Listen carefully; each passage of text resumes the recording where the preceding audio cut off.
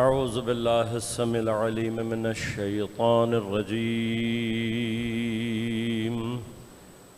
بسم الله الرحمن الرحيم. الحمد لله الذي هدانا لهذا وما كنا لنهتدي لولا أن هدانا الله لقد جاءت رسل ربنا بالحق.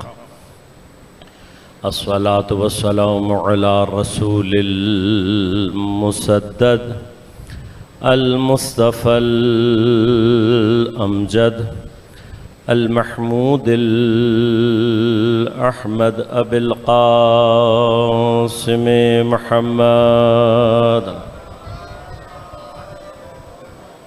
والصلاة والسلام على أسد الله الغالب، غالب على كل غالب، علي بن أبي طالب. والصلاة والسلام على سيدة المعصومة المظلومة الطاهرة البتول، بضعة الرسول فاطمة الزهراء سيدة نساء العالمين. والصلاة والسلام على الحسن المجتبى والحسين المظلوم وأهل بيته الطيبين الطاهرين المعصومين المظلومين المنتجبين المنتخبين،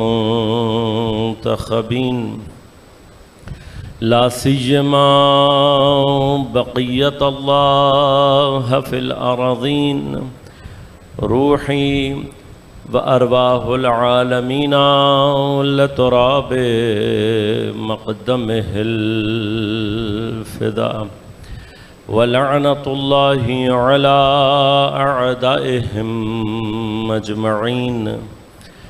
أما بعد، قال الله تعالى في كتابه الكريم: بسم الله الرحمن الرحيم.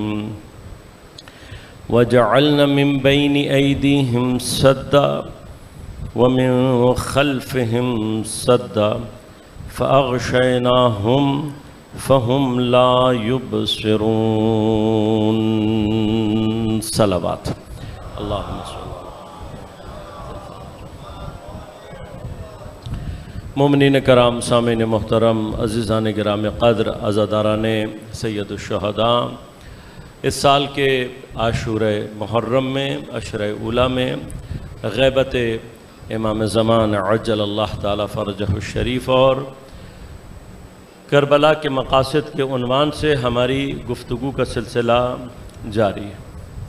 اپنے اس موضوع پر گفتگو کے لیے سورہ مبارکہ یاسین کی 9 نمبر آیت کو آپ کی خدمت میں انتخاب کیا اور آپ کی خدمت میں تلاوت کو تقدیم کیا. پروردگار عالم ارشاد فرما رہا ہے: وَجَعَلْنَا مِن بَيْنِ أَيْدِيهِمْ سَدًّا، اور ہم ان کے بالکل سامنے کی جانب ہم نے رکاوٹوں کو کھڑا کر دیا. وَمِن خَلْفِهِمْ سَدًّا، اور ان کے بالکل پیچھے بھی رکاوٹ کو کھڑا کر دیا. فَأَغْشَيْنَاهُمْ، اس کے بعد ہم نے انہیں ڈھانپ دیا. فَهُمْ لَا يُبْصِرُونَ، پس اب یہ دیکھنے والے نہیں.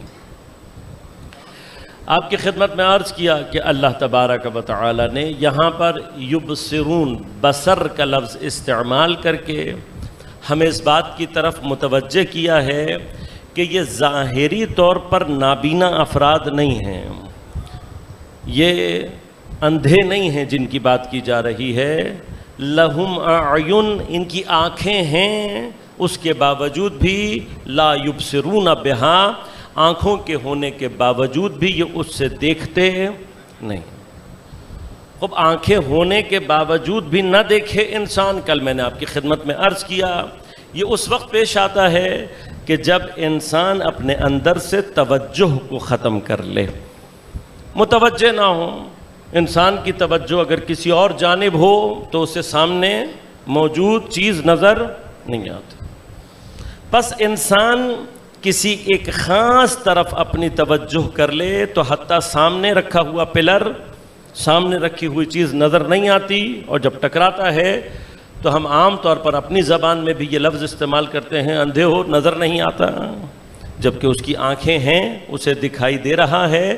لیکن یہ جو توجہ کی کمی ہے، یہ وہ مرحلہ ہے کہ جو عام زندگی میں ہمیں پیش آتا ہے تو ہم متوجہ ہیں، لیکن یہی مرحلہ اگر ہمیں دین کے معاملے میں پیش آ رہا ہو اور ہم توجہ نہ کریں، یعنی کیا؟ اللہ تبارک و تعالیٰ کی ہدایات، اللہ تبارک و تعالیٰ کی بھیجی ہوئی نشانیاں، یہ سب کچھ ہمارے سامنے موجود ہے، لیکن ہم اگر جان بوجھ کر اسے دیکھنا نہ چاہیں تو پھر ہمارے اندر عدم بصیرت پیدا ہوتی ہے۔ اب یہ عدم بصیرت جب پیدا ہوتی ہے تو پھر یہ ساری علامات، یہ ساری ہدایات، یہ سارے روشن دلیلیں سامنے ہونے کے باوجود بھی ہمیں دکھائی نہیں دیتی۔ اب یہ جو مرحلہ ہے، یہاں پر جب اللہ فرما رہا ہے، میں نے عرض کیا آپ سے مسلسل کہ خدا کہتا ہے میں نے قرار دیا رکاوٹ کو، میں نے قرار دیا ان کے پیچھے اور آگے کی جانب رکاوٹوں کو، فَأَغْشَيْنَاهُمْ، اور ہم ہی نے ان کو ڈھانپا ہے، پس یہ اب کیا ہیں؟ دیکھنے والے نہیں۔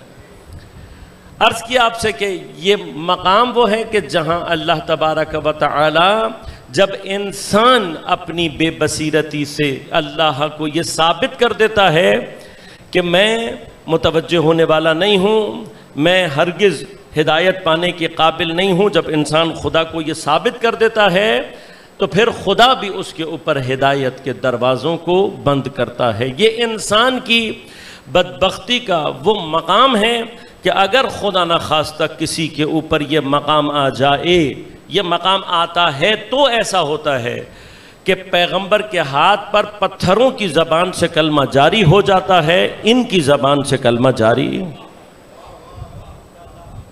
اب یہ بدبختی کا مقام ہے کہ کنکر پتھر کلمہ پڑھ لیں، چاند سورج ستارے کلمہ پڑھ لیں، درخت پیغمبر کے حکم سے چل کر آ جائے، یہ سب کچھ دیکھنے کے باوجود بھی، یہ سارا کچھ نظر آنے کے باوجود بھی کسی کی زبان سے کلمہ جاری نہ ہو۔ اگر یہ مقام ہمیں سمجھ میں نہ آئے تو ہمیں کبھی بھی یہ مرحلہ سمجھ میں نہیں آتا۔ جیسے کہ ایک بہت بڑی ہماری مثلا برادران کی ایک بہت بڑی تعداد، مسلمانوں کی ایک بہت بڑی تعداد ہے، وہ سوال کرتی ہے کہ بھائی اگر یہ مسلمان تھے، کہ تھے ان کی حساب سے، ان کے حساب سے مسلمان ہی تھے، جبکہ ہم نے کئی مرتبہ یہ بات کی ہے کہ یہ جو آپ نے مسلمان ہونے کا معیار بنایا ہے یہ قرآن کے مطابق نہیں ہے۔ قرآن کا اسلام وہ ہے جو امتحان کے ذریعے سے ثابت ہوں۔ قرآن کہیں پر بھی لفظی زبانی اسلام کو اسلام قرار نہیں دیتا، لہذا جب تک آپ کو یہ فرق سمجھ میں نہیں آئے گا تو پہلے تو آپ کو یہی سمجھ میں نہیں آئے گا کہ امام حسین کے مقابلے پر جو آئے ہوئے تھے ان کا اسلام سے کوئی تعلق۔ لیکن چلیں اسلام کی بحث کو بھی ختم کر دیں، ان کو یہ تو پتہ ہے کہ امام حسین کون ہیں، امام حسین کی عظمت سے واقف ہیں، سب کچھ جانتے ہیں، لیکن اس سب کچھ کے باوجود بھی امام حسین کو اتنی بے دردی سے جو یہ لوگ شہید کر رہے ہیں، ایک طرف شہزادیوں کو بازاروں اور درباروں میں پھرایا جا رہا ہے، کون ہے، کس کے شہر ہیں یہ؟ بظاہر مسلمانوں کے شہر۔ اب سوال یہ پیدا ہوتا ہے اتنا سب کچھ دیکھنے کے باوجود کوئی حرکت نہیں ہے۔ بھئی ایک طرف تو یہ وہ قوم ہے کہ جو پیغمبر کے نام پر ذرا سی آنچ آ جائے تو کٹنے مرنے پہ تیار ہو جاتے ہیں، ادھر پیغمبر کی بیٹیوں کو بازاروں اور درباروں میں پھرایا جا رہا ہے اور مسلمان کے اندر حرکت پیدا نہیں ہو رہی۔ تو پہلے تو اپنے آپ سے سوال کرو کہ جو پیغمبر کی بیٹیوں کو اس حالت میں دیکھ کر بھی حرکت نہ کرے وہ واقعاً مسلمان ہوتا بھی ہے یا نہیں، یہ فیصلہ اپنے لیے کرو۔ لیکن یہ حالت کب آتی ہے کہ اتنا واضح طور پر چیزیں سامنے آنے کے باوجود، یہ سب کچھ سامنے ہونے کے باوجود بھی انسان کے اندر یہ تحرک پیدا نہ ہو، انسان حرکت نہ کرے، انسان متوجہ نہ ہو، کب؟ جب اس کے اوپر غفلت شدید طاری ہو جاتی ہے۔ اب اللہ ہاں تو یہ کام بعد میں کرتا ہے کہ جب انسان پر اللہ تبارک و تعالی تمام طریقے آزمانے کے بعد انسان یہ ثابت کر دیتا ہے کہ میں ہدایت لینے والا نہیں۔ لیکن یہ مرحلہ جس میں انسان کے اندر غفلتیں ایجاد ہوتی ہیں، یہ دنیا کے اندر ایک بہت بڑا طبقہ ہے کہ جس کا کام ہی یہ ہوتا ہے کہ وہ لوگوں کو اللہ کے راستے سے دور کرتا ہے۔ لہذا غور کیجئے گا، اس آیت میں جو لفظ اللہ نے استعمال کیا وہ صد سین سے ہے۔ سین سے عربی میں صد اس وقت استعمال کیا جاتا ہے جب کوئی سامنے سے آ کر کسی چیز کو روکے۔ بالکل سامنے سے اگر کسی چیز کو روکا جائے تو یہ کیا کہلاتا ہے؟ صد۔ مثلا اسی وجہ سے دیوار کو اگر کنسیڈر کیا جائے تو دیوار صد کہلائے گی۔ اسی طرح سے پانی کو اگر سامنے کی جانب سے روکا جائے تو وہ صد کہلاتا ہے۔ لہذا عربی میں ڈیم کو صد کہا جاتا ہے، کیوں؟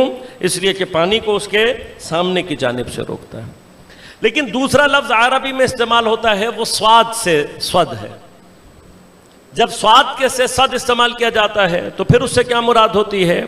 اس سے بھی مراد روکنا ہوتا ہے، لیکن سامنے سے آ کر نہیں، سامنے سے آ کر نہیں روکا جاتا۔ مثلا یہی پانی جب سیلاب کی شکل میں اپنی اختیار کر لیتا ہے، سیلاب کی شکل میں آ رہا ہوتا ہے تو پھر اسے سامنے سے نہیں روکا جا سکتا۔ سیلاب آ رہا ہے، آپ سامنے سے روکیں گے کبھی بھی ممکن نہیں۔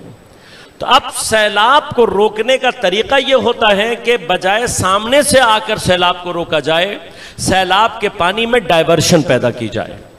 اسی بہاؤ پہ، جس بہاؤ پہ پانی آ رہا ہے، اسی بہاؤ کو آگے جا کر کاٹا جائے اور کچھ پانی کا رخ موڑا جائے تاکہ پیچھے سے جو پانی کا پریشر آ رہا ہے وہ جیسے جیسے مختلف ڈائیورشنز میں بڑھتا چلا جائے گا، پانی کی رفتار اور پریشر کم ہوتا جائے گا، پھر آپ پانی کو روک سکتے ہیں۔ اب توجہ کیجئے گا، پورے قرآن میں اللہ تبارک و تعالی نے اس مقام پر آ کر کہا ہے کہ یہ رکاوٹ ہم بناتے ہیں، صد سامنے سے۔ کب بناتے ہیں؟ میں نے آپ کی خدمت میں عرض کیا، جب خود انسان اپنے آپ کو اس مقام پر پہنچا دے تو پھر یہ ساری رکاوٹیں اللہ تبارک و تعالی ایجاد کرتا ہے۔ یہ وہ مقام ہے کہ جہاں پر اللہ تبارک و تعالی فرماتا ہے من یضلل اللہ فلا ہادی لہ، جسے اللہ گمراہ کر دے پھر اس کے لیے کوئی بھی ہدایت کرنے والا۔ اب اکثر لوگ یہ سوال کرتے ہیں کہ بھائی خدا نخواستہ کیا خدا کسی کو گمراہ کرتا ہے؟ تو اب اس کا جواب کیا ہے؟ اس کا جواب یہی ہے، خدا گمراہ نہیں کرتا کسی کو، لیکن کوئی اگر ہدایت کے راستے پر آنا ہی نہ چاہے اور اپنی بدبختی سے اس مقام پر پہنچ جائے تو پھر خدا اتمام حجت کرنے کے بعد تمام ہدایت کے راستے اس پر بند کر دیتا ہے۔ اگر آپ کو قرآن میں یہ آیت سمجھ میں نہ آئی ہو، یہ آیت سمجھ میں نہ آئی ہو، تب آپ کو کبھی بھی نہیں سمجھ میں آئے گا یہ بات کہ معصومین علیہم السلام کے اوپر ظلم کرنے والوں پر اللہ توبہ کے دروازے کو بند کر دیتا ہے۔ یہ توفیق ہے، توبہ کی توفیق من اللہ ہے۔ لہذا ہم جو بہت مطمئن ہیں اس بارے میں کہ کربلا میں امام حسین علیہ السلام کے اصحاب کو قتل کرنے اور شہزادیوں کے ساتھ یہ ظلم کرنے والے یہ کبھی توبہ نہیں کر سکتے، تو ہم اپنی جیب سے نہیں کہہ رہے، ہم قرآن سے دلیل رکھتے ہیں کہ جنہیں خدا گمراہ کر دے وہ کبھی بھی ہدایت یافتہ نہیں ہو سکتے۔ لہٰذا خدا ان کے بارے میں فرماتا ہے کہ ان کے اوپر خدا کی اور فرشتوں کی لعنت ہو، اس لیے کہ یہ اس قابل نہیں ہے۔ اب خود انصاف کر کے بتاؤ کہ خدا کسی پر لعنت کر دے وہ کبھی توبہ کی قابلیت پیدا کر سکتا ہے؟ لہذا یہ بات واضح ہے۔ اب جتنے بھی افراد اس کے علاوہ لوگوں کو دین سے دور کرنا، اب یہ سٹیپ وائز ہیں، سلسلے ہیں، انسان پہنچتا ہے۔ ایک بہت بڑا مرحلہ شیطان کے اس گروہ کا ہے کہ جس کا کام کیا ہے؟ لوگوں کو اللہ کے راستے سے دور کرنا۔ لہٰذا قرآن نے سب سے زیادہ کثرت کے ساتھ جو لفظ استعمال کیا ہے وہ سواد کے ساتھ لفظ استعمال کے فرمایا یصدون عن سبیل اللہ۔ یہ کفار، یہ منافق، یہ شیطان، ان کا کام کیا ہے؟ لوگوں کو اللہ کے راستے سے دور کرنا، لیکن سین سے اللہ نے لفظ استعمال نہیں، جو سامنے سے آ کے نہیں روکتے۔ کیوں؟ اس لیے کہ جب بھی کوئی سامنے سے آ کر روکے گا تو ظاہر ہوگا، اور جب ظاہر ہوگا تو لازمی بات ہے ایمان اپنے اندر اس سیلاب کی مانند ہوتا ہے جو سامنے سے آ کر روکنے والے کو بہا کر لے جاتا ہے۔ لہذا شیاطین اور ان کے جتنے بھی گروہ ہیں ان کا کام کیا ہوتا ہے، یہ کبھی بھی سامنے سے آ کر کھلی مخالفت کر کے نہیں روکتے، بلکہ کیا کرتے ہیں، بہترین طریقہ یہ ہے کہ اسلام کا لبادہ اوڑھ کر، اسلام کی شکل بنا کر، اپنے آپ کو مسلمان ظاہر کر کے اور پھر آہستہ آہستہ لوگوں کو راہ مستقیم سے منحرف کرنا۔ لہذا پورے قرآن میں اللہ نے اللہ کے راستے سے دور کرنے والوں کے لیے جو لفظ استعمال کیا وہ کیا ہے، یصدون عن سبیل اللہ، یعنی کیا، یہ لوگوں کو راستے سے ہٹاتے ہیں لیکن سامنے آ کر نہیں، بلکہ کیا کرتے ہیں، کچھ قدم ساتھ چلتے ہیں، ہمارے جیسا لباس پہنتے ہیں، اپنے آپ کو مسلمان ظاہر کرتے ہیں، جب لوگ ان کے اوپر اعتماد کرنے لگتے ہیں تو یہ انہیں حق کے راستے سے موڑنا شروع کر دیتے ہیں۔ لہذا ہم آج دیکھ رہے ہیں ایسے لوگ ظاہر ہو رہے ہیں، اور کربلا کا تو اصل کمال ہی یہ ہے کہ کربلا ایسے تمام منافقوں کے چہرے پر سے نقاب کو اتار دیتی ہے، یہ کربلا کا سب سے بڑا کام۔ لہذا آج ہمیں برائے نام ایسے بہت سارے مسلمان دکھائی دے رہے ہیں معاشرے میں اپنے، کہ جو بظاہر اپنے آپ کو مسلمان کہتے ہیں، لیکن انہیں پورے پاکستان میں کسی چیز سے مشکل نہیں ہے۔ مشکل ہے تو کس سے مشکل ہے؟ امام حسین کی سبیل سے مشکل ہے۔ آپ دیکھا ہوگا سوشل میڈیا آج کل زندہ باد، ہر چیز، ہر چہرہ، ہر عمل سامنے۔ یونیورسٹیوں میں رقص و سرور اور حرام اور فاحشات یونیورسٹی بڑے افتخار سے اجازت دے دیتی، نعوذ باللہ من ذالک۔ نوجوان لڑکے لڑکیوں کو حرام کاری کے لیے بڑے افتخار سے، وزیر اعظم صاحب مثلا باقاعدہ نوٹس جاری کرتے ہیں کہ اسکولوں میں، کالجوں میں، نعوذ باللہ من ذالک، جو حرام ہے اور حرام بھی گناہ کبیرہ ہے، باقاعدہ اسکولوں اور کالجوں میں نوٹس بھیجے جاتے ہیں کہ بھائی یہ پروگرام حرام کاری کا انجام دینا۔ لیکن یوم حسین منانا ہو تو یونیورسٹی کو پریشانی شروع ہو جاتی۔ سبیل امام حسین کے نام، اگر روڈ پر کسی کو پانی پلانا، روڈ پر کسی کو کھانا کھلانا، یہ سب حرام اور غلط اور سیکیورٹی وغیرہ وغیرہ یہ سارے ریزنز رکھتے ہیں، تو پھر یہ جتنے بھی ادارے آپ نے کھولے ہوئے ہیں ان سب کو بند کرو۔ پھر وہ جو رمضان میں مسلمان ایک دوسرے کو افطار کرانے کے لیے میدان میں اترے ہوئے ہوتے ہیں، پھر سب بند کر دو۔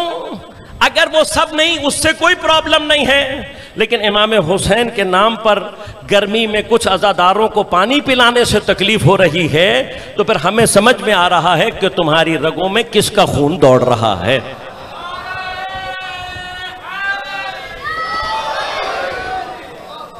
کربلا کا تو کمال ہی ہے۔ دیکھیے جب سے کربلا برپا ہوئی ہے سارے فرقے ختم ہو گئے ہیں، یہ بات سمجھیں، اس کو سمجھنے کی ضرورت ہے۔ ہم نے 1400 سال میں جو چیزیں نہیں سمجھی ان میں سے ایک چیز یہ بھی ہے، کربلا نے فرقے ختم کر دیے تھے۔ کربلا کے بعد سے مسلمانوں میں صرف، اگر مسلمان کہہ رہا ہوں میرا بظاہر، دو ہی فرقے ہیں کربلا کے بعد، یا حسینی پایا جاتا ہے یا یزیدی پایا جاتا ہے۔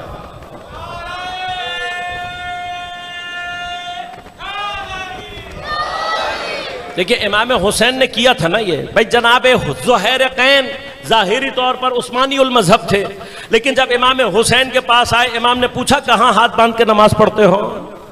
ہر جب آئے تو امام نے کہا، پوچھا کہ ہر کس وقت روزہ کھولتے ہو، کس وقت بند کرتے ہو؟ ایک قدم اور آگے بڑھ جائیں، وہاب کلبی عیسائی تھے، امام نے یہ نہیں پوچھا، کیونکہ امام نے یہ بتا دیا تھا کہ جو زمانے میں حسینی بن جائے تو پھر کوئی اور فرقہ باقی نہیں بچتا۔ اسی طرح سے اب مقابل پر جو فرقہ ایجاد ہوا ہے وہ یزیدی کہلاتا ہے، اور کربلا نے پہچان کر دی، یہ پیچھے کہیں نہیں پہچانے جائیں گے، یہ کھلتے کہاں پر آ کر ہیں؟ جہاں کہیں پر۔ اور یہ یاد رکھیے گا، اس قدر احمق ہیں، اس قدر احمق ہیں کہ 1400 سال میں ان کو یہ بات سمجھ میں نہیں آئی ہے کہ جو حسین سے آ کر ٹکرائے وہ صرف نابود نہیں ہوتا، جو حسین سے ٹکر لے لے قیامت تک کے لیے لعنت کا مستحق قرار پاتا۔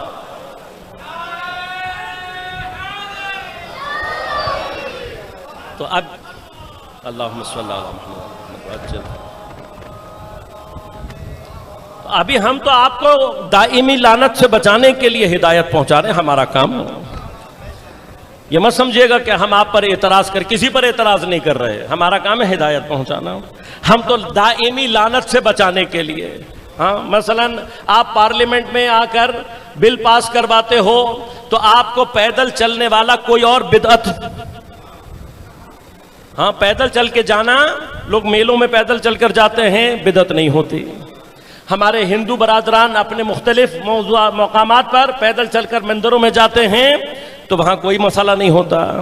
اگر پیدل چل کے جانا اور کہیں کسی جلوس میں جلسے میں شرکت کرنا بدعت ہے تو سب سے پہلے یہ حرام بدعت تم اپنے سیاسی جلسوں میں کر رہے ہوتے ہو۔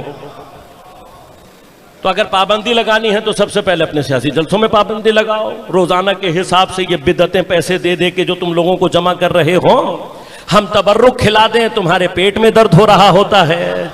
حکومت کے خزانے سے لوگوں کو گھیرنے کے لیے جو تم حرام طریقے سے کھلا کر اپنے پاس بلاتے ہو وہ بدعت نہیں ہے؟ یہاں تو حلال کا پیسہ ہے، ہم اپنی جیب سے کاٹ کر لگا رہے ہیں۔ لہذا عزیزان من، یہ جو مقامات ہیں ان کو سمجھنے کی ضرورت ہے۔ انسان اگر متوجہ نہ ہو، کربلا کا سب سے بڑا کام توجہ ایجاد کرنا، کربلا کا سب سے بڑا کارنامہ انسان کو اسی غفلت سے بیدار کرنا ہے۔ وہ امام حسین تک پہنچ جائے، فرش عزا تک پہنچے اور پھر بھی اپنے اندر بیداری پیدا نہ کر۔ تو یہ ہمارے لیے سوال ہے نا کہ کربلا میں امام حسین سب سے بڑا کارنامہ کیا؟ امام حسین ہمیں دین کی قیمت بتا رہے ہیں، امام حسین ہمیں اسلام کی قیمت بتا رہے ہیں۔ کیسے بتا رہے ہیں؟ امام نے ہمیں بتایا دین کی قیمت یہ ہے کہ حسین اپنا علی اکبر قربان کر سکتا ہے دین بچانے کے لیے، حسین اپنا عباس قربان کر سکتا ہے اسلام کی خاطر، بیویاں اپنی چادروں کی قربانی دے سکتی ہیں لیکن دین بچنا چاہیے۔ تو یہ دین کی قیمت ہے، اور اس دین کی پہلی قیمت تو جناب سیدہ نے دروازے اور دیوار کے درمیان ادا کی۔ کس لیے عطا کی ہے؟ تاکہ مجھے اور آپ کو یہ سمجھ میں آ سکے کہ دین کی قیمت کیا ہے۔ اس لیے ادا کی ہے تاکہ میرے اور آپ کے اندر یہ بیداری پیدا ہو۔ کیوں پیدا ہو؟ میں انشاءاللہ اس مراحل کی طرف آپ کو لے کے جاؤں گا۔ کیوں بیداری پیدا نہ ہو؟ انسان میں بصیرت پیدا نہیں ہوتی۔ لہذا فرش عزا کا ایک بہت اہم کردار، اور خاص طور پر ان 10 دنوں میں فرش عزا، عزائے سید الشہداء، مجالس سید الشہداء، ان کا ایک بہت بڑا کردار کربلا کے اس پیغام بیداری کو لے کر لوگوں کے اندر دینی بیداری کو ایجاد کرنا ہے۔ باقی تمام فروعات ہیں چیزیں، ہمیں اس بات کی طرف توجہ رکھنے کی ضرورت ہے۔ عام طور پر جب ہم یہ آیات پڑھ رہے ہوتے ہیں یصدون عن سبیل اللہ، ایک مصداق ہمارے ذہن میں منافقین، کفار، شیاطین کی صورت میں آتا ہے، لیکن ان سے زیادہ بعض اوقات خطرناک افراد وہ ہوتے ہیں جو اس مقام سے آگے پہنچ چکے ہوتے ہیں لیکن متوجہ نہیں ہوتے۔ اب جو گفتگو کرنے جا رہا ہوں بہت معذرت کے ساتھ، کسی کے لیے جسارت نہیں کر رہا، بعض جملے میرے سخت ہوتے ہیں، میں معذرت پہلے سے کر رہا ہوں۔ بہت سارے بانیان مجلس ایسے ہیں، بہت سارے، معذرت کے ساتھ کسی کو اشارہ نہیں کر رہا، پھر سے معذرت کر رہا ہوں، کسی کو اشارہ نہیں کر رہا، یہ ہم لوگ نے خود، حتی علماء بھی اس کیٹیگری میں شامل ہیں، امامہ سر پر ہوتا ہے، ممبر پر بیٹھے ہوتے ہیں، لیکن عوام کی خوشنودی کو زیادہ توجہ میں رکھتے ہیں امام کی خوشنودی سے۔ اگر میں اس خاطر کہ مثلا قبلہ صاحب مجھے اگلے سال بلا لیں، پبلک کا رش لگ جائے، باہر تک پبلک کھڑی ہو، نعرے لگ رہے ہیں، بہت معذرت کے ساتھ میں بالکل گواہی دے رہا ہوں کہ اس مجلس کے بانیان نے مجھ سے کبھی کوئی ایسی چیز طلب نہیں کی۔ یہ اس گواہی کے ساتھ بات کر رہا ہوں کہ کوئی بھی ایسا خدا نہ خواستہ گمان ذہنوں میں ایجاد نہ ہو، لیکن وہ عام بات کرنا چاہ رہا ہوں جو اس وقت ہماری قوم کی مشکل بنی ہوئی ہے۔ مجالس کا اصل مقصد کیا ہے؟ اپنے اندر بیداری ایجاد کرنا، وہ حسینی جذبہ لے کر جانا جو امام کا مدافع بننے کی صلاحیت ہمارے اندر پیدا کرے۔ دیکھیے یہ مسائل ہیں ہمارے اندر، اس کو ہم نے سمجھنا ہے۔ کل میں نے آپ کی خدمت میں عرض کیا تھا خدا کیا کہہ رہا ہے اسی بیداری کے لیے، ان تنصر اللہ ینصرکم، تم اللہ کی مدد کرو گے تو اللہ تمہاری مدد کرے گا. اب سوال، میں اللہ کی مدد کیسے کر سکتا ہوں؟ اللہ کو ضرورت، کل میں نے عرض کیا تھا نا، یہاں بحث ضرورت کی نہیں ہے، یہاں اللہ کا محتاج ہونا خدا نہ خواستہ مراد نہیں ہے. مسئلہ کیا ہے؟ خدا چاہتا یہ ہے کہ کوئی حرکت میں انجام دوں، کوئی کام میں کروں تاکہ میرے ذریعے سے وہ کمال ظاہر ہوں. لہذا میں نے عرض کیا تھا، آپ خود بتائیے، اگر امام حسین کے ساتھ اصحاب نہ ہوتے، جیسے جناب امیر تنہا رہ گئے، جیسے بعد کے ائمہ تنہا رہ گئے، تو کیا امام حسین کربلا برپا کر پاتے؟ کیوں اپنے اصحاب کو کہہ رہے ہیں کہ ایسے اصحاب نہ میرے نانا کو ملے، نہ میرے بابا کو ملے، نہ میرے بھائی کو ملے؟ بتانا یہ چاہتے ہیں کہ اصحاب مل جائیں تو کربلا برپا ہو جاتی ہے. یعنی امام حسین نے تنہا تو کربلا نہیں برپا کرنی نا، افراد کے ساتھ کرنی ہے، ہم جیسے لوگوں کے ذریعے سے. مگر جان کوئی اور انسان ہے، مگر زہیر کوئی اور انسان ہے. جان ایک غلام ہے، زہیر تاجر ہیں، بزنس کرتے ہیں. ہر شعبے سے، غلام کی سطح سے لے کے سردار تک کی سطح کے افراد کو حسین اپنے ساتھ لیے ہوئے. کیا بتانا چاہتے ہیں؟ کہ تم معاشرے کے کسی بھی مقام پر ہو، اگر حسینی ہو کر بیدار ہو جاؤ تم کربلائی بن سکتے ہو.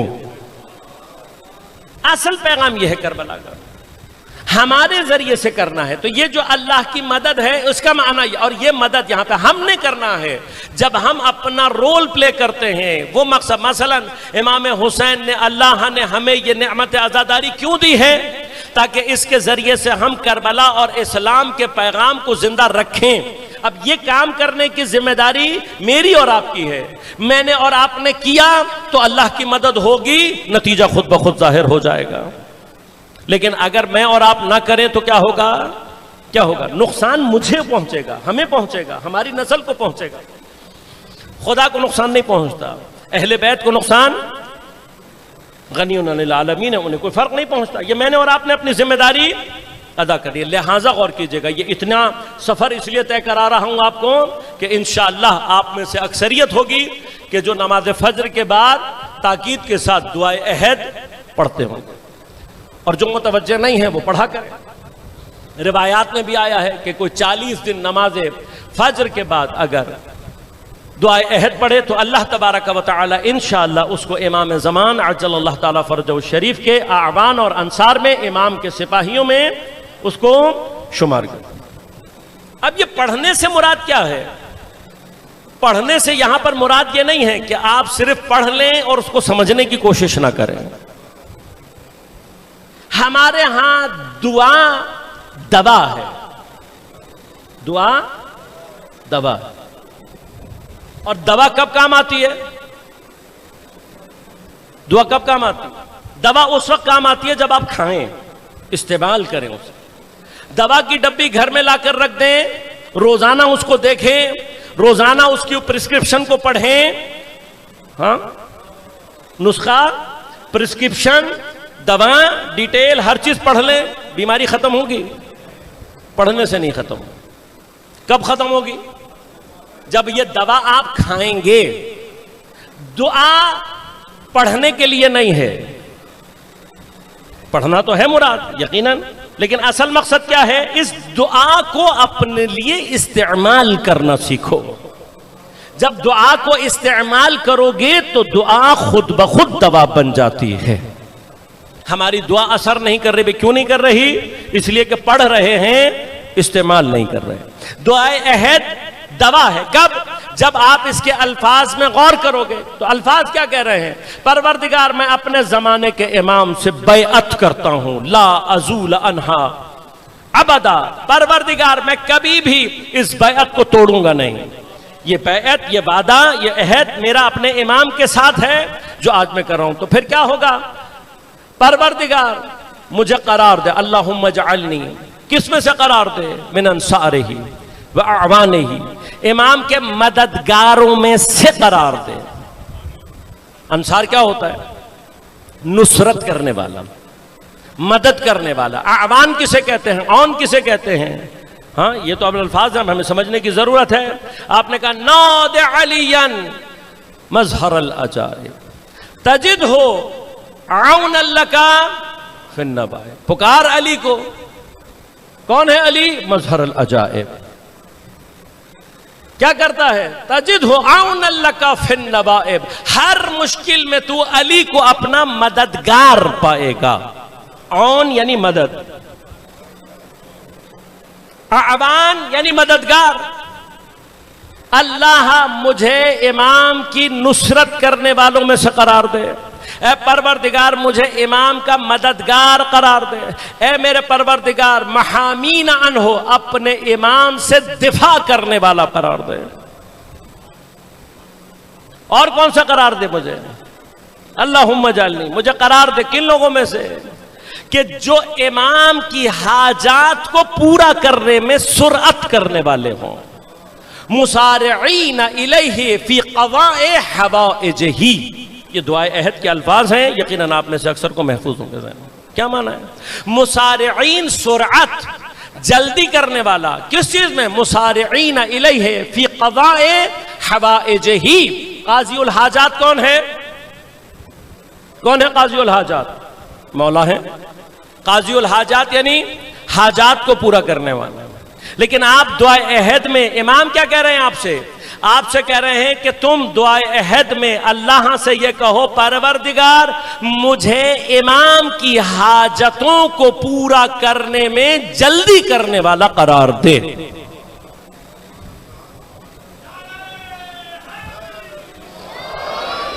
خوب، امام قاضی الحاجات ہیں، ہم کیا ہیں؟ امام ہم سے کیا کہہ رہے ہیں؟ دعائے عہد کیا کہہ رہی ہے؟ کہہ رہی ہے اپنے زمانے کے امام کی حاجات کو پورا کرنے میں جلدی سرعت کرو. اللہ تعالیٰ مجھے بنا. اب سوال یہ پیدا ہوتا ہے امام کو مجھ سے کیا حاجت ہے؟ یہ سوال ہے یا نہیں؟ بھائی جب تک مجھے یہ سمجھ ہی نہیں آئے گا کہ میں نے خدا کی مدد کیسے کرنی ہے، جب تک مجھے سمجھ ہی نہیں آئے گا کہ میں نے اپنے زمانے کے امام کی مدد کیسے کرنی ہے. عزیزان من، کربلا اسی بیداری کا نام ہے. یہ جو کربلا کے آخری مراحل میں امام فرما رہے ہیں حل من ناصرین، کیا معنی ہے اس کا؟ امام کو نصرت چاہیے، امام کو مددگار چاہیے. اگر کربلا میں کسی کو حل من ناصرین کا مطلب سمجھ میں آ جائے تو دعائے عہد کا مطلب خود بخود سمجھ میں آ جائے گا. امام حسین کو جو نصرت چاہیے وہی امام کے بیٹے کو نصرت چاہیے. جو مدد امام کو چاہیے وہی ہمارے زمانے کے امام. جو حاجت کربلا میں امام حسین کی ہے وہی اس وقت پردہ غیبت میں حضرت کے بیٹے کی ہے. بس اگر تم کربلا سمجھ لو گے تمہیں زمانے کا امام خود بخود سمجھ میں آنے لگے گا. بس کیا مدد ہے یہاں پر؟ امام کب مدد مانگ رہے تھے؟ جب سارے انصار شہید ہو گئے، بیٹے شہید ہو گئے، بھائی شہید ہو گئے، حضرت تنہا. اب غور کیجئے گا، جب امام تنہا، مگر جب تک جناب عباس تھے امام نے استغاثہ بلند کیا. آخری سپاہی، جب تک امام کا آخری سپاہی، روایات کے مطابق کربلا میں آخری شہادتوں میں سے جو آخری شہادتیں ہیں تقریباً جو گئے ہیں جن کو حضرت نے اذن دیا ہے، سب سے آخر میں حضرت نے حضرت عباس کو بھیجا ہے. میں آپ کو کربلا کا مقصد سمجھانا چاہتا ہوں. دعائے عہد ہمارے بحث یہ ہے غیبت امام زمان و کربلا. پروردگار مجھے کس میں سے قرار دے؟ محامین عنہ، اپنے زمانے کے امام کی حمایت کرنے والا. اپنے زمانے کی امام کی حمایت. یہ حمایت سے کیا مراد ہے؟ یہ کربلا میں حضرت عباس نے بتایا. کب بتایا؟ جب حضرت عباس کے بازو کٹ گئے. جب بازو کٹے نا تو حضرت عباس کا جو مشہور زمانہ شعر ہے واللہ ان قطعتم یمینی، خدا کی قسم اگر تم میرے بازو کاٹ بھی دو میں بازو کٹوا تو سکتا ہوں، اپنے زمانے کے امام کی حمایت سے ہاتھ اٹھا نہیں سکتا. اپنے زمانے کے امام کی حمایت سے کٹ سکتا ہوں، بازو میرا کٹ سکتا ہے، امام کی حمایت سے ہاتھ اٹھ نہیں سکتا.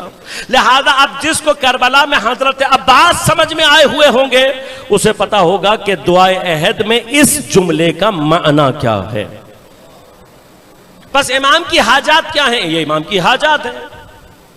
یہ حاجات کہ میں امام کی نصرت کیسے کروں، میں امام کی مدد کیسے کروں، امام کا ناصر کیسے بنوں، امام کا مددگار، یہ امام کے آنے کے بعد نہیں ہونا، یہ آج ہونا ہے۔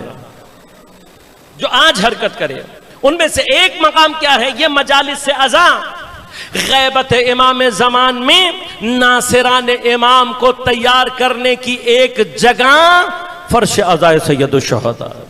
ہمارے ماتمی جلوس امام کی نصرت کے جلوس ہونے چاہیے، ہمارے ماتمیوں کے ہاتھ امام کی حمایت میں اٹھنے والے ہاتھ ہونے چاہیے، تب ہم وہ لشکر تیار کریں گے کہ جو امام زمان کا لشکر ہے۔ انشاءاللہ عرض کروں گا اس مقام پر بھی آ کے کہ 313 سے مراد کیا ہے، 313 افراد کیا ہیں، لیکن کب ہوگا؟ جب ہمیں یہ نصرت کا کانسیپٹ سمجھ میں آئے گا۔ لہذا اکثر مقامات پر جو یہ پریشانی بعض اوقات ہوتی ہے، مجھے بہت مرتبہ یہ پرابلم سامنا کرنا پڑتی ہے۔ مولانا آپ بڑی خشک مجلس پڑھتے ہیں، یہ پڑھ دیں، مولانا ایسا کر دیں، مولانا وہ پڑھ دیں، مولانا یہ پڑھ دیں۔ میں تعجب کرتا ہوں، واقعاً تعجب کرتا ہوں۔ ایسے افراد کے اوپر رحم بھی آتا ہے، کیوں؟ اس لیے کہ جو کام آپ کر رہے ہیں خدا نہ خواستہ کہیں وہ آپ کو یصدون عن سبیل اللہ کی منزل پر نہ پہنچا دے۔ کسی کو حق نہیں ہے یہ کہ وہ علماء کو راستہ، ہاں اگر کوئی مثلا خدا نہ خواستہ، میں اپنے لیے کہہ رہا ہوں کہ میں کوئی ایسی چیز پڑھوں جو اتھینٹیکیٹڈ نہ ہو، میں کوئی روایت غلط پڑھوں، میں کسی روایت کا معنی غلط کروں، میں کسی جگہ پر کوئی ایسا کام کر رہا ہوں، تو آپ کا بھی حق ہے اور علماء کا بھی حق ہے، آ کر مجھے تنبیہ کریں، یہ ہماری ذمہ داری ہے۔ لیکن اصل پیغام سید الشہداء، کربلا کے پیغام میں تھوڑی سی سنگینی تو ہوگی، جب سنگینی ہوگی تو تھوڑی سی خاموشی بھی ہوگی، ہمیں خاموشی منظور ہے، کوئی مسئلہ نہیں، اس لیے کہ جواب تو ہم نے حسین کی ماں کو جا کر دینا ہے۔ آپ کا اور ہمارا عقیدہ ہے نا، سیدہ آتی ہیں، یہ ہمارے معذرت کے ساتھ ہمارے علماء نے صرف حضرت سیدہ کو یہاں تک روک دیا کہ آپ نے رومال میں آنسو لے کر جاتی ہیں، لیکن اگر فرش عزا سے اپنے ہی بیٹے کا کوئی پیغام سننے کو ہی نہ ملے تو پھر سیدہ کیا لے کر جاتی ہیں؟ کیا سوچ کر آتی ہوں گی کہ میرے بیٹے کے ناصر یہاں تیار ہوں گے، جو پردہ غیبت میں میرا انتقام لینے کے لیے بیٹھا ہے، اس کے سپاہی میرے حسین کے اسی فرش سے تیار ہو کر جائیں گے، اور جب پوری مجلس میں کوئی ایک جملہ نہیں سنتی تو پھر کیا لے کر جاتی ہے؟ یہ ہمیں اور آپ کو سوچنے کی ضرورت۔ دیکھیے، واحد علم جس کے لیے خدا نے قرآن میں سیکھنے کے لیے حکم دیا ہے وہ دین کا علم ہے۔ لولا نفر من کل فرقۃ طائفہ، کیوں؟ لیتفقہوا فی الدین، جائے تم میں سے ہر طبقہ، تمہارا ہر گروہ، اس میں سے افراد کو بھیجو، جائیں اور جا کر کیا کریں؟ دین میں تفقہ، فقاہت حاصل کریں۔ یہ جو ایک بہت بڑا طبقہ ہمارے ہاں پیدا ہو گیا ہے جو سمجھتا ہے کہ یہ فقیہ، یہ فقاہت، یہ اجتہاد کے لفظ ہم نے خود بنا لیے ہیں، نہ، کوئی لفظ ہمارا اپنا بنایا ہوا نہیں ہے، جو بھی ہے ہم نے قرآن سے لیا ہوا۔ لیتفقہوا فی الدین، دین میں تفقہ، دین میں فقاہت حاصل کرنے والا، اور یہیں سے علماء کی ولایت بھی ثابت ہوتی ہے کہ جب یہ واپس پلٹ کر آئیں تو اپنی قوم کو انذار کریں، متوجہ کریں، یہ خدا کا حکم۔ لہذا اب ہمارے ہاں یہ مشکلات ہیں، یقیناً آپ پڑھے لکھے ہوں گے، آپ کو اللہ تعالیٰ علم میں اس سے زیادہ اضافہ کرے، لیکن جو بعض اوقات ہمارے ہاں پڑھے لکھے ہونے کے باوجود ایک بہت بڑے طبقے کے اندر تعلیمی اقدار، تربیت کی کمی، اخلاق کی کمی، ایجوکیشنل ایتھکس کی کمی، نتیجہ کیا نکلتا ہے؟ بھئی جو آپ کی فیلڈ ہے آپ وہاں تک رہیں۔ آپ ڈاکٹر ہیں فرض کریں، اور میں آ کر آپ کو بتاؤں، آپ سے کہوں کہ ڈاکٹر صاحب یہ آپ کیا دوائیں بانٹ رہے ہیں، یہ لوگوں کو اتنے بڑے بڑے انجیکشن لگا رہے ہیں، اتنی ٹیوبیں دے رہے ہیں، یہ عوام مثلاً یہ تو پھکی چورن سے ٹھیک ہو جاتی ہے، آپ کو کیا ضرورت پڑی ہے؟ آپ اتنی مہنگی مہنگی دوائیں، اتنے بڑے بڑے انجیکشن، اتنے بڑے بڑے علاج ان کو ریکمینڈ کر رہے ہیں، یہ عوام تو پھکی چورن سے ٹھیک ہو جاتی ہے، آپ ان کو پھکی چورن دے دیں۔ تو ڈاکٹر صاحب مجھ سے کیا کہیں گے؟ کہیں گے مولانا اپنا کام کرو جا کے، یہ جو تم مجھے بتا رہے ہو یہ لوگوں کو ہلاکت میں ڈالے گی، یہی کہیں گے نا، کہ یہ جو تم مجھے بتا رہے ہو عوام ٹھیک ہوتی ہے یا نہیں، عوام کو اس سے فائدہ ہوتا ہے یا نہیں مجھے پتا، میں ڈاکٹر ہوں. یہ جو عطاری پھر رہے ہوتے ہیں ان کو خود نہیں پتا ہوتا یہ کیا کرتے ہیں، لوگوں کو انہی پھکی چورنوں کے ذریعے سے ہلاکت میں ڈال دیتے ہیں. وہ بیماریاں لگتی ہیں جو کہ انسان کو موت تک پہنچا دیتی ہیں. میں ڈاکٹر ہوں، میں جانتا ہوں میں کیا کر رہا ہوں. بہت سارے افراد علماء کو آ کر مشورے دے رہے ہوتے ہیں، پھر ہم ان سے یہی کہتے ہیں قبلہ یہ جو مشورے آپ دے رہے ہیں یہ ان کی دینی ہلاکت کا باعث بنے گی، ان کی روحانی ہلاکت کا باعث بنے. ہمیں پتہ ہے ہم کیا کر رہے ہیں. لہذا بہت بہت غور اور فکر کے ساتھ مجالس میں انتخاب المجالس کا کریں کہ جہاں آپ کو یقین ہو کہ میں یہاں سے حسین کا کوئی پیغام لے کر جاؤں. لہذا دین کا سب سے اہم ترین مرحلہ یہ ہے کہ دین یہ چاہتا ہے کہ ہم متوجہ ہوں. اس توجہ کے لیے خدا ہمیں سلاتا ہے تاکہ ہم جاگ جائیں. خدا ہمیں سلاتا اس لیے ہے تاکہ ہم جاگ. کیوں؟ جب تک انسان جاگ رہا ہوتا ہے اس وقت تک اپنی روح کی طرف متوجہ نہیں ہوتا. لیکن جب خواب میں کچھ باتیں سنتا ہے، خواب میں کچھ چیزیں دیکھتا ہے، خواب میں کچھ چیزوں کے ذائقے محسوس کرتا ہے تو ایک مرتبہ اٹھنے کے بعد سوچتا تو ہے کہ جب میری آنکھ بند تھی تو میں دیکھ کیسے رہا تھا، میرا کان بند تھا تو میں سن کیسے رہا تھا. کل میں نے آپ کو یہاں تک پہنچایا تھا کہ انسان کی روح، اب غور کیجئے گا، انسان کی روح، کل میں نے عرض کیا تھا چونکہ روح بدن سے پہلے خلق ہوئی ہے لہذا بدن کے اوپر اس کا پورا کنٹرول ہے. لیکن عین اس عالم میں کہ روح ہمارے پورے بدن کا کنٹرول اپنے اندر رکھتی ہے، حاضر ہوتی ہے سر سے لے کر پیر تک ہر جگہ. عرض کیا کسی ایک جگہ پر اگر روح کا حضور نہ ہو وہ جگہ مر جاتی ہے، موت واقع ہو جاتی ہے. ہر جگہ حاضر ہے لیکن ظاہر نہیں ہوتی. ظاہر کیا ہے آپ کا؟ بدن. آپ کو لگتا ہے میں کانوں سے سن رہا ہوں جبکہ کان نہیں سنتا، سنتی کون ہے؟ آنکھ لگتا ہے آپ کا دیکھ رہی، آنکھ نہیں دیکھ رہی، دیکھ کون رہی ہے؟ روح. بس بدن ظاہر ہوتا ہے، روح ظاہر. جو ظاہر نہیں ہوتی وہ ہر جگہ حاضر ہوتی. لہذا جب تک ہم بدن کے ساتھ رہتے ہیں محدود رہتے ہیں، کچھ کاموں سے زیادہ کام انجام نہیں دے پاتے. لیکن جب روح گرچہ ظاہر نہیں ہوتی لیکن حاضر ہوتی ہے تو تمام کام انجام دیتی ہے لیکن اسے کوئی مشکل پیش نہیں آتی.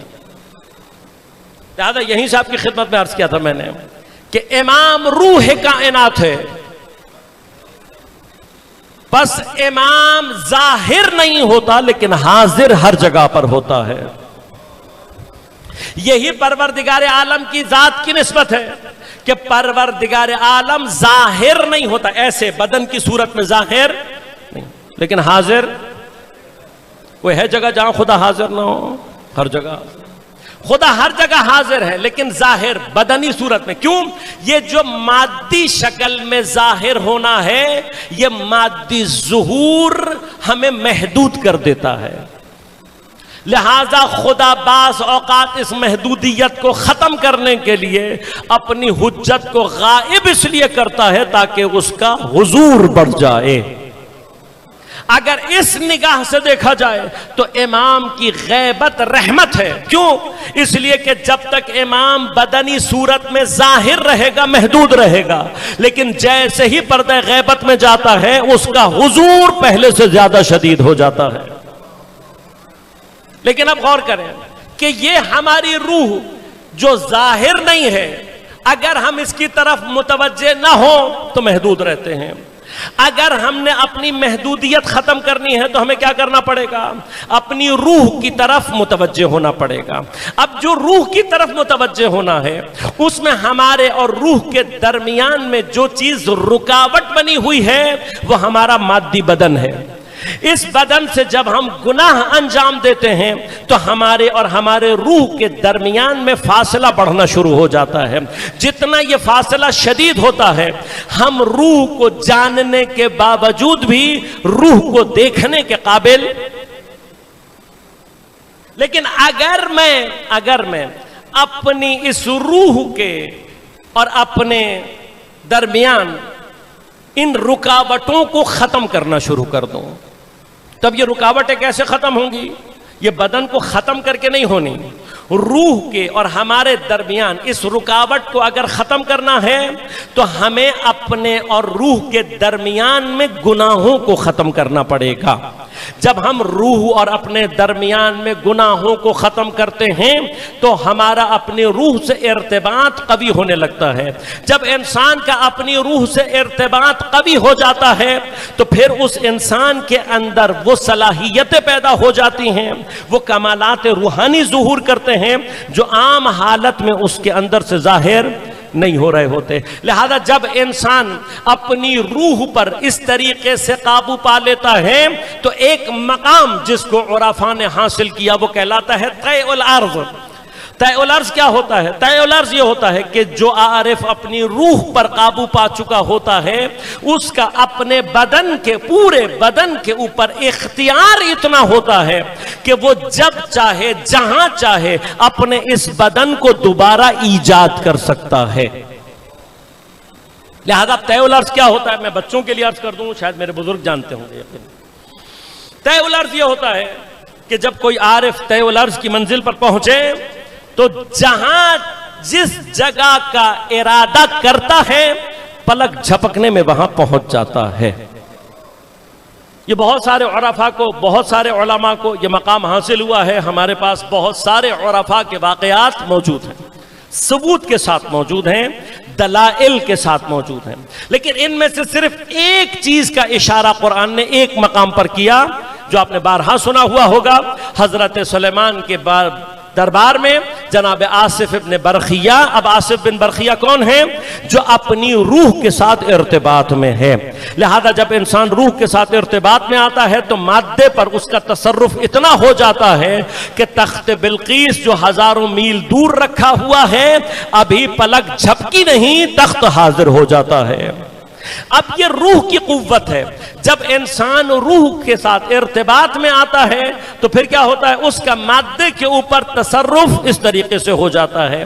اب اگر آپ غور کیجئے گا، روح میرے بدن کی امام ہے، روح میرے بدن کی امام ہے، لہذا روح میرے بدن پر پوری طرح سے تصرف رکھتی ہے۔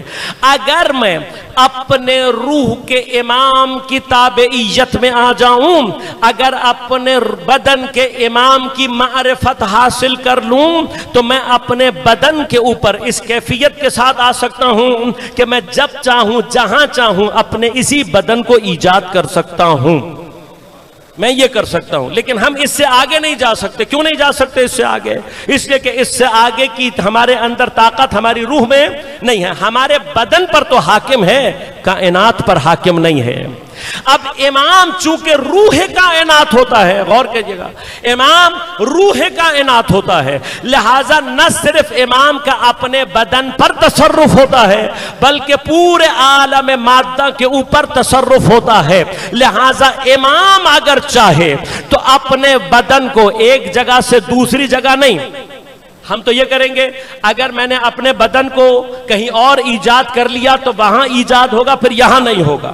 کیوں؟ میں اس سے آگے نہیں جا سکتا، میری روح صرف میرے بدن پر تصرف رکھتی ہے۔ لہٰذا طے الارض میں میں یہ کر سکتا ہوں کہ میں جہاں کا ارادہ کروں پلک جھپکنے میں اپنے بدن کو وہاں ایجاد کر لوں، لیکن جب وہاں ہوں گا تو یہاں نہیں ہوں گا، جب یہاں ہوں گا تو وہاں نہیں ہوں گا۔ لیکن امام چونکہ روح کائنات ہوتی ہے، پوری کائنات امام کے اختیار میں ہوتی ہے، عالم مادہ پورے کا پورا امام کے اختیار میں ہے، لہٰذا اگر امام ارادہ کرے تو پھر ایک نہیں 40 جگہ چاہے تو اپنے آپ کو ایجاد کر سکتا ہے۔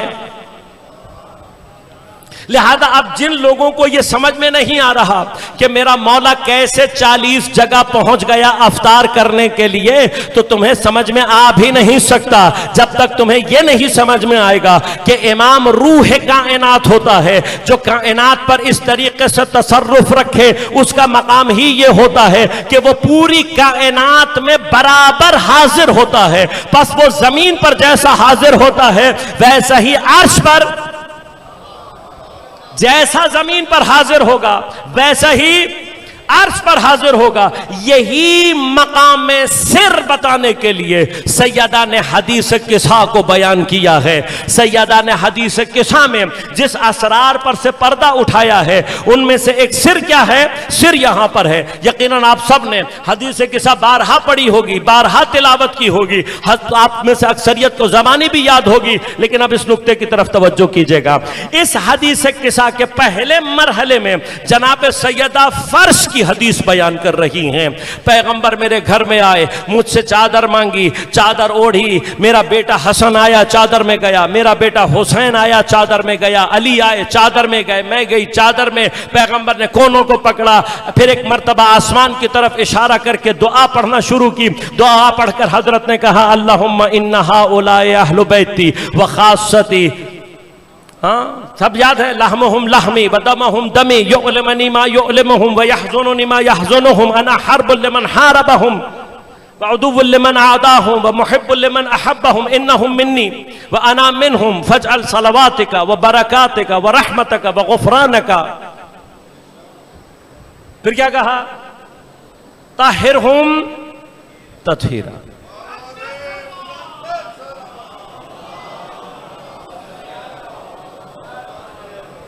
جیسے ہی پیغمبر کے, اب غور کیجئے گا, جیسے ہی پیغمبر کی فرش کی دعا کے الفاظ کو سیدہ نے ختم کیا, جیسے ہی ختم کیا, کیا جبرائیل آئے؟ ابھی نہیں آئے جبرائیل, ابھی تو نہیں آئے. کیا پیغمبر نے جناب سیدہ سے کچھ اور کہا؟ نہیں کہا. نہ کوئی فرشتہ آیا ہے, نہ جناب جبرائیل آئے ہیں, نہ پیغمبر سیدہ سے کچھ کہہ رہے ہیں. سیدہ اپنی بات بتا رہی ہیں. یہ سیدہ کی حدیث ہے, یہ سیدہ بیان کر رہی ہے. جیسے ہی فرش پر رسول کی حدیث کو ختم کیا, سیدہ نے عرش پر خدا کی حدیث کو بیان کرنا شروع کیا. جیسے ہی فرش کو ختم کیا, پیغمبر کا کلام یہاں ختم ہوتا ہے, بلا فاصلہ عرش پر اللہ کا کلام شروع کرتی ہیں. کیا جناب سیدہ بتا رہی ہیں؟ جیسے ہی پیغمبر نے دعا ختم کی, اللہ نے عرش پر آواز دے کر کہا وعزتی وجلالی, تو تمام کے تمام فرشتے جمع ہو گئے. حدیث اس سے آگے بڑھتی ہے, لیکن سر یہ ہے جہاں سیدہ نے زمین پر پیغمبر کی حدیث کو ختم کیا, بلا فاصلہ عرش پر خدا کے حدیث اور کلام کو بیان کرنا شروع کیا. تو سیدہ بتانا چاہتی ہے جس طرح سے سیدہ کے لیے زمین پر فرش ہے, اسی طرح سے سیدہ کے لیے خدا کا عرش ہے.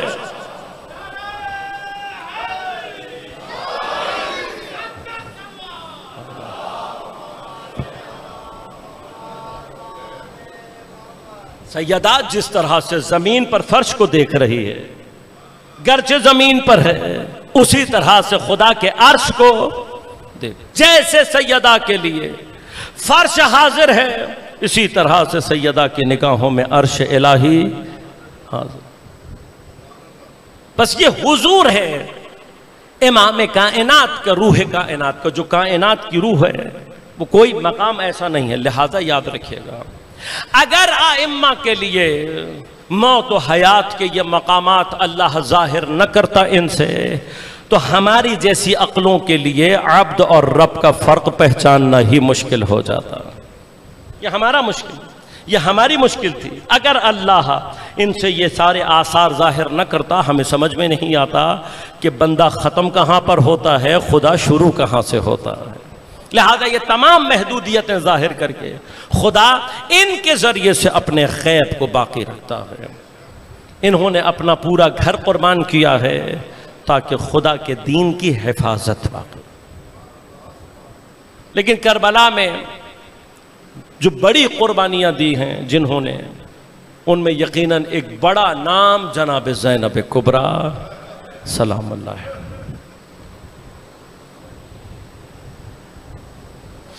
بڑے مظلوم ہیں جناب زینب کبریٰ کے بیٹے, گرچہ اپنے فضائل میں, اپنے مقامات میں, اپنے مراتب میں, اپنے فضائل میں کسی طرح سے یہ بچے کم نہیں ہیں کسی سے. کربلا جناب حسین و حضرت عباس کے بھانجے ہیں, حضرت امیر کے نواسے ہیں، جعفر طیار کے جناب زینب کے حوالے سے حضرت عبداللہ جانتے ہیں، لہذا جب حضرت نے مدینہ ترک کیا جناب زینب ساتھ۔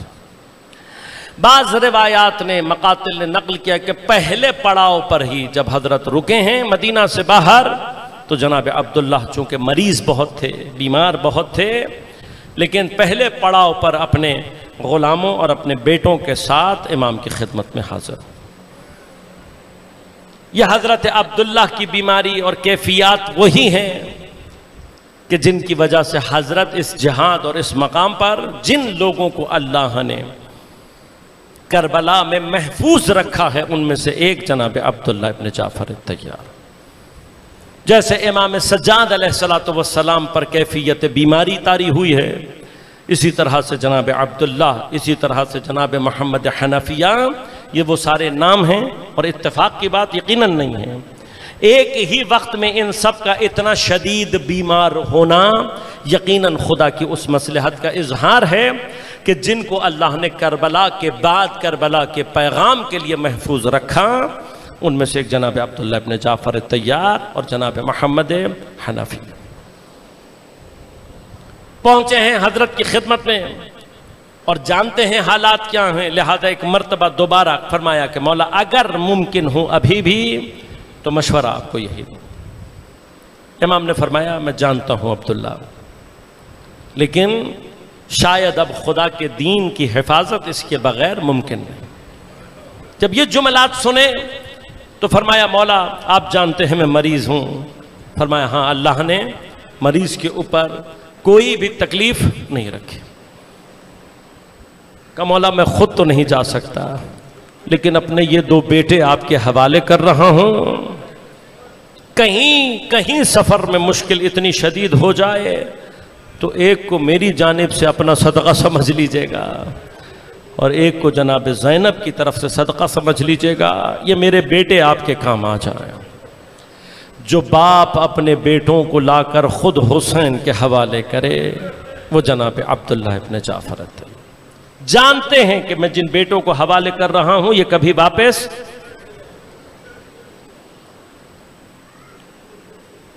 کربلا میں جب عاشور کا دن آیا ہے اور تمام انصار امام کے شہید ہوئے ہیں، راوی کہتے ہیں کہ پہلا فرد بنی ہاشم سے جو امام نے میدان میں بھیجا وہ جناب علی الاکبر علیہ السلام۔